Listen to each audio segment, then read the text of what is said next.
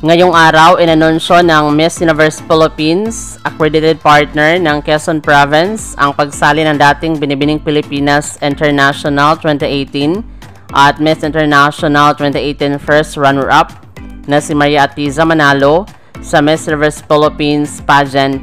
Matagal nang hinintay ng mga pageant fans ang pagsali ni Maria Atiza Manalo sa pageant.